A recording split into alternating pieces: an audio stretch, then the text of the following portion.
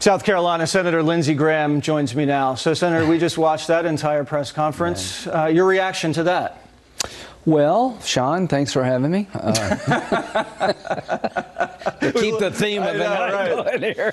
Oh, anyway. Putin. My name's Putin. Oh, sorry about that. It was hard to watch. It's a car wreck. Stumbling, bumbling, misleading.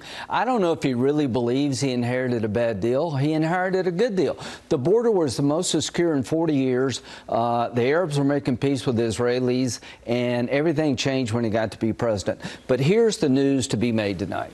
He said, if a doctor tells me I need an exam, I will take it. So I'm going to write to the White House physician and ask him to do a neurological exam of the president because 80% of the public believes he's not fit to serve.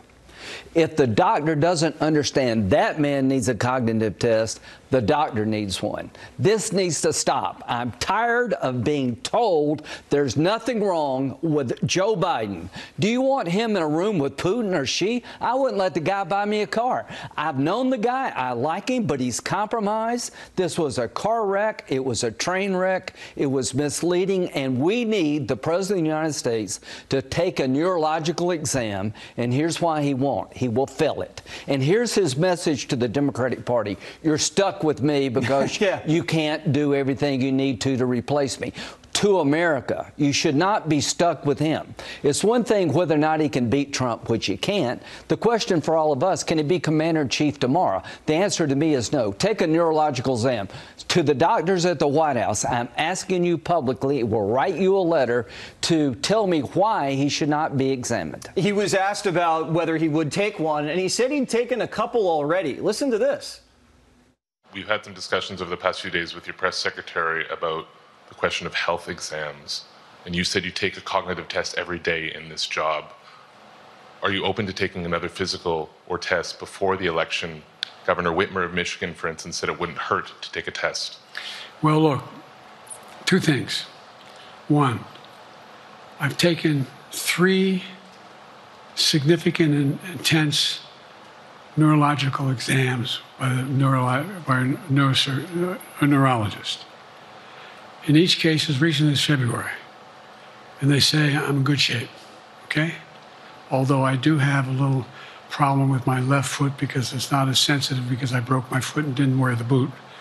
But I'm good. I'm tested every single day about my neurological capacity, the decisions I make every day. You talk to my staff, all of you talk to my staff. Sometimes my staff talks a lot. I am not opposed if my doctors tell me I should have another neurological exam, I'll do it. I don't believe that. You don't believe that? I don't believe he's had 3 neurological exams. If he has, I want the results released to the American people tomorrow morning. I don't believe he had a neurological exam in February. But if there was one, I want to know the results. And if the results are this man is fine, I want another doctor to administer it. How many times do we have to ask the American people about the president's ability to do his job, and they say overwhelmingly we don't think he has the ability and he won't submit to an exam. Stop stonewalling. If there's no problem with President Biden, submit to a neurological cognitive test. President Trump will do the same. Well, he's challenged Trump to release the results of the cognitive exam he already took. Remember, television, lying. Well, you failed today, pal. We remember if every day's a cognitive exam, you got an F today. This was rambling, stumbling, bumbling.